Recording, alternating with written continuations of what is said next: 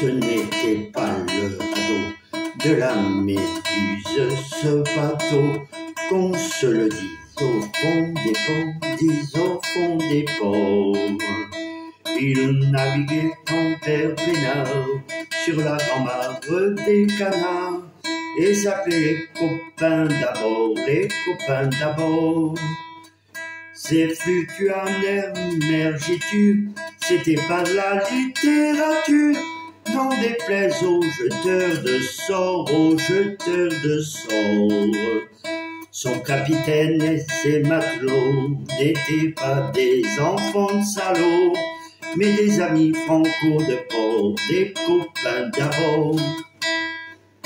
C'étaient pas des amis de luxe, des petits castors et pollux, des gens de Sodome et Gomorre, Sodome et Gomorre. C'étaient pas des amis choisis par Montaigne et la Boétie. Sur le ventre ils se tapaient fort, les copains d'abord. C'étaient pas des anges non plus, l'évangile il l'avait pas lu, mais ils s'aimaient toute voile dehors, toute voile dehors. Jean-Pierre, Paul et compagnie, c'était leur seule litanie, leur credo, leur confiteor, aux copains d'abord. Au moindre coup de Trafalgar, c'est l'amitié qui prenait le cas, c'est elle qui leur montrait le nord, leur montrait le nord.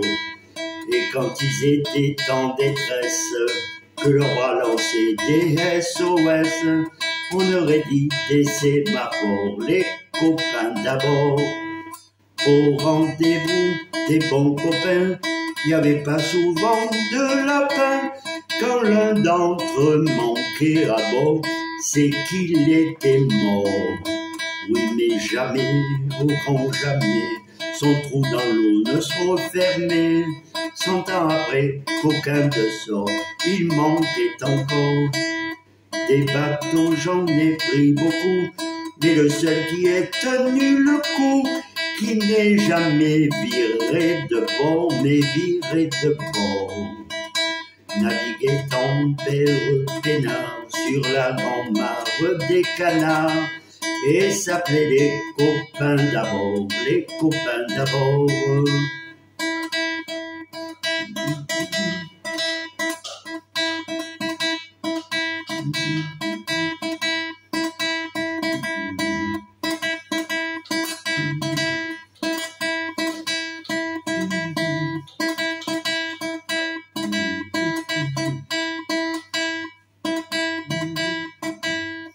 Des bateaux, j'en ai pris beaucoup, mais le seul qui ait tenu le coup, qui n'est jamais viré de bord, mais viré de bord. Naviguait en père peinard sur la grand-mare des canards et s'appelait des copains d'abord, les copains d'abord.